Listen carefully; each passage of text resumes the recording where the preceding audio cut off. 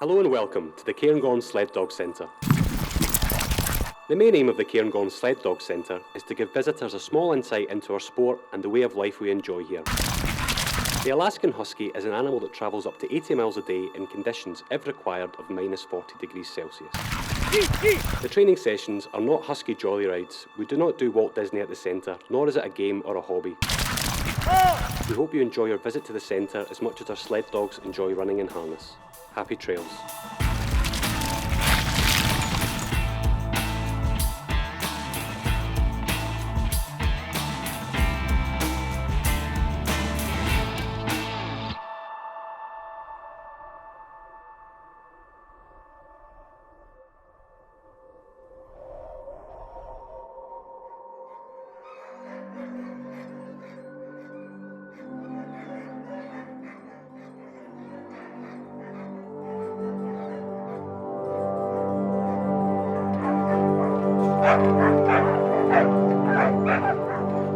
My name's Alan Stewart and I run the Cairngorm Sled Dog Centre with my wife Fiona. You're my boy, aren't you? Are you my boy?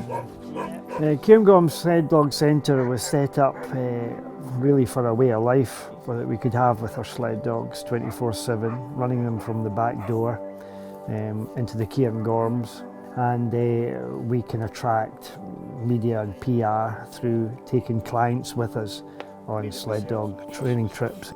The red team are running with you today. The lead dog is Teeny and the trainee leader is Willow, and the two dogs that are apprenticeship are learning from, especially this one and this one. The clients that come here get an insight into our way of life. They get a real insight into how a sled dog is trained. What we don't do is give people jolly husky rides.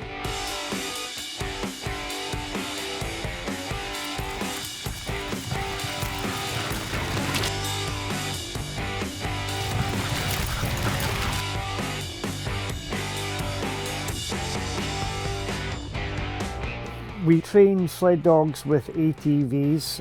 Dogs have no idea what hills are, and so the quad is driven at 8 miles per hour up the hill, down the hill, on the flat.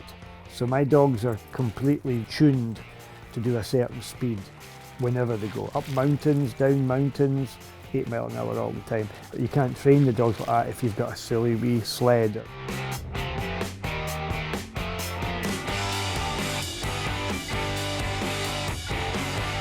For the safari trips, we use a twin cart buoy.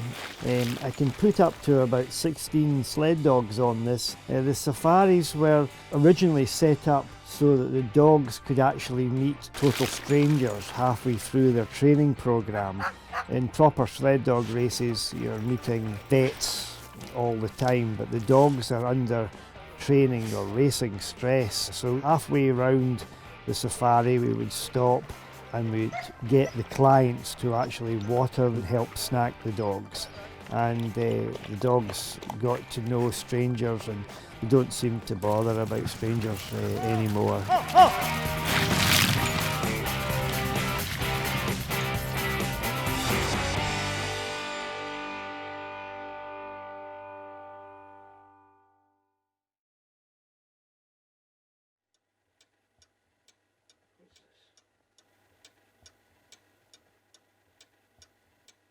You know, my real world career from a very young age, I was working in the diving industry, like deep saturation diving, living in the chambers for 30 days at a time, travelled all over the world.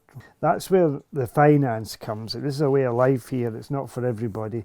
When you come home from being a saturation diver, it's very boring, the hobbies, it's fast cars and everything are very boring. Holidays are very boring. A lot of people that you meet, very boring compared to who you've been working with in the sharp end of deep saturation diving. So all my mates have got hobbies that either macrolighting, helicopters, and it was the sled dogs that got me. My whole place is totally dedicated to this man here. And this guy is Alec Allen, and Alec Allen was born in Dundee in Scotland. At the age of 19, Alec was given a job, would you believe, to take a Clydesdale horse to America. Horses are worth a fortune in the mid-1800s. Alec was supposed to deliver a horse and then come back after a year, but he never ever came back to Scotland.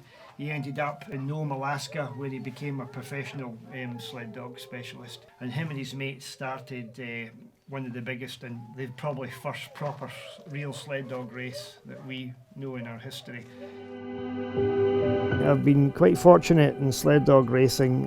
It took me all over the world. I first started racing in Central Europe. We did the mid-distance World Championship, and then we did the actual Sprint World Championship.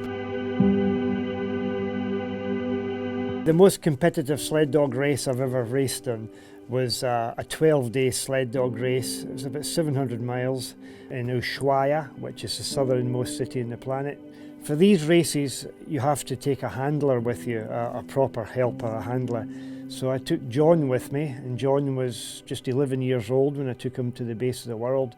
And the race was 24/7. It was a hard old race, but we did very well. And we didn't fly the British flag because it was it was in Argentina, plus it was only a few years after the conflict. So we flew the Scottish flag. And they thought there was an Italian flag for a while, but then they realised it was a part of Britain. So we got everybody to sign, all the racers to sign the flag. But this is a fantastic sled dog race. It's Wild West down there. It's a fantastic place, it really is. And to this day, I still keep in touch with my Argentinian sled dog colleagues down there. In fact, this is a sled that I raced in Argentina. Brought it all the way back from the base of the world, and we had some good laughs on this and very hard racing. I won the race. I won it by 13 minutes over 12 days, and my good friend Tim White, I was racing his B team, and Tim White went on to be one of the best sled dog racers on the planet, and he was very lucky. I was very lucky to learn from him. Everything I've done with the sled dogs all comes from Tim White as such. This dog was born in Whitehorse in the Yukon. He comes from a wonderful sled dog racer called Jerry Wisemiser. My son got me this dog. The serious dogs. My son John, he seriously took up the sport at the age of round about 6 years old. This is John's wall. This is the first bib that he ever raced with. This is a children's race, and he was 9 when he went into that race, and that was about 5 miles every day, and he was about 9 years old at that sled dog race. This is a race called the Wyoming Open. It's got a purse of about $185,000. He won that last year. Happy memories, but hard work, a lot of hard work. As you can see over the years, sled dogs have been a massive part of our life, and John was with me in a lot of sled dog races. And the biggest sprint race on the planet is a 150-mile sled dog race, and he was second a few years ago. That's in remote Canada. Good photographs, a lot of old. There's a great picture of John and the Cairngorms, and a dog called Digger. That was my first lead dog. A lot of old pictures. Over the years I've met and worked with some very interesting people. I worked with Bear Grylls. That was interesting to work with him. I worked with this chap here for many years. His name is Boer Goosland, and Boer is the most extreme explorer in the world now, and he's a Norwegian ex-Special Forces. I work with him in the diving world, and I speak to him quite often, but this is a great picture of waking up one morning. And we had the privilege of having Hugh Neff here filming with us, and he went training with us. Hugh is a good friend of our family, and he really enjoyed being here, and a great thing was we could train with one of the best sled dog racers on the planet.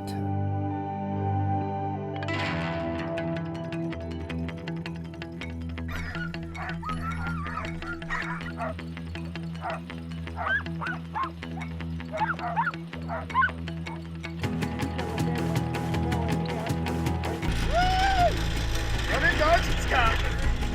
Okay, okay.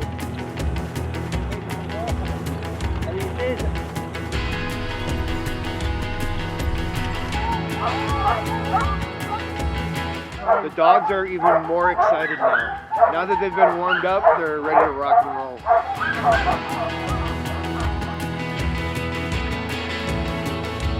Because people should realize how lucky they are to have something like this around here. It's very unique.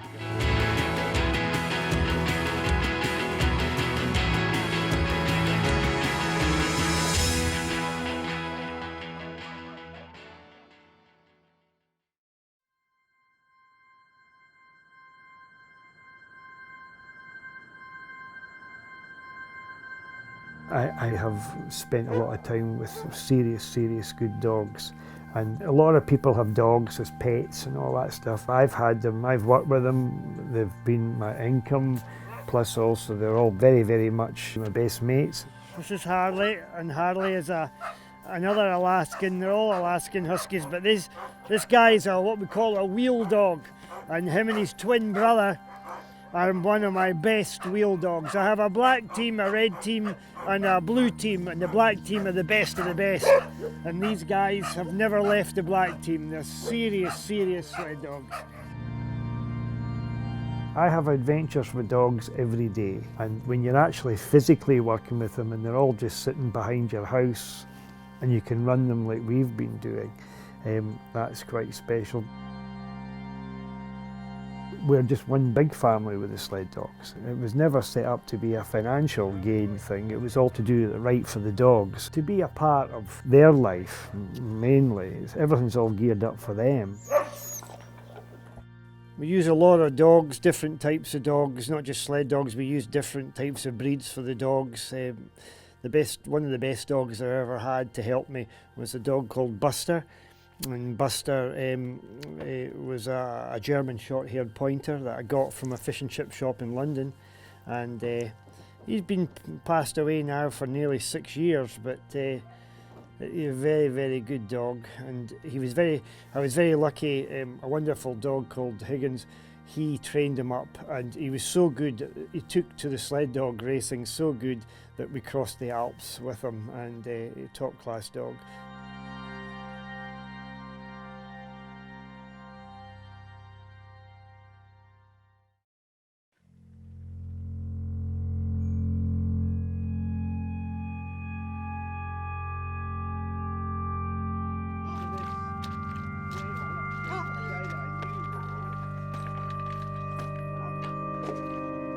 Back when we started, our season was about 7 months a year.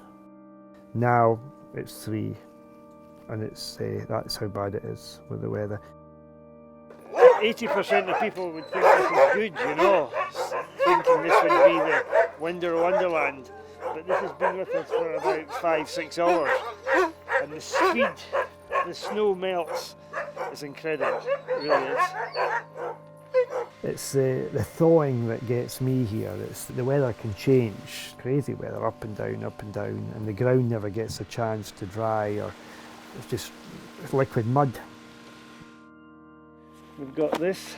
It all looks very winterish here, but the truth is the ground was so soft at the beginning,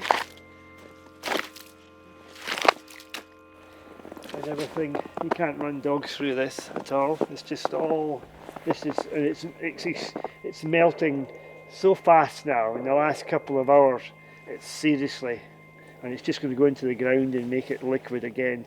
But that's never had a chance to freeze, or it's just, that's what 80% of the trails are like this conditions.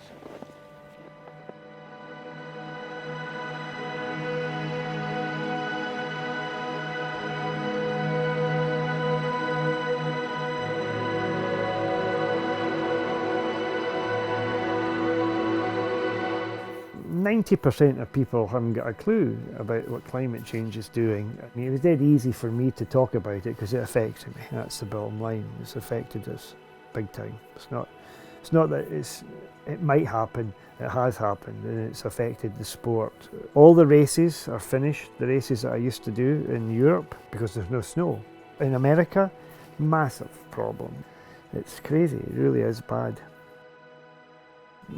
The UK's becoming a place not to have sled dogs, that's the truth. That's the basic truth, that's the bottom line really. To train them and keep them, and we don't run dogs over 10 degrees, and just before Christmas it was about 11, you know. Yeah, that's us talking about winter. Imagine what it's like in the summer for the dogs. That's the big picture. No, it's a huge problem for us. It's but not so good. I knew that there was going to have to be massive changes in my sled dog centre, as in we really had to stop the puppy programme simply because the climate change was coming so quickly at us that it just wasn't feasible and welfare for the dogs. We're going to stop taking clients here, keeping the dogs into a level of training as such, but we'll still very much stay here until all the dogs are gone.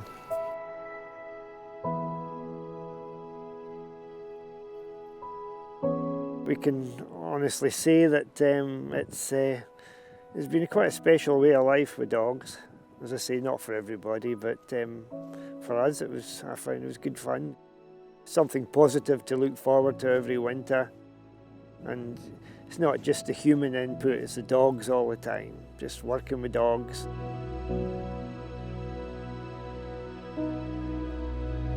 Over the next 5 years, yeah, it'll be different without any visitors, but it's still going to carry on, you know, being a special place, and we're certainly going to be getting to that stage in the next 5 years that we have very few dogs.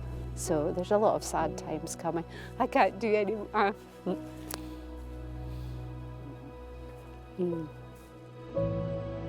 We've been so lucky to be able to live here and have this view, spring, summer, autumn, winter, and that the dogs, yes, it's all revolved around these dogs and the training that we've done with them, these special dogs.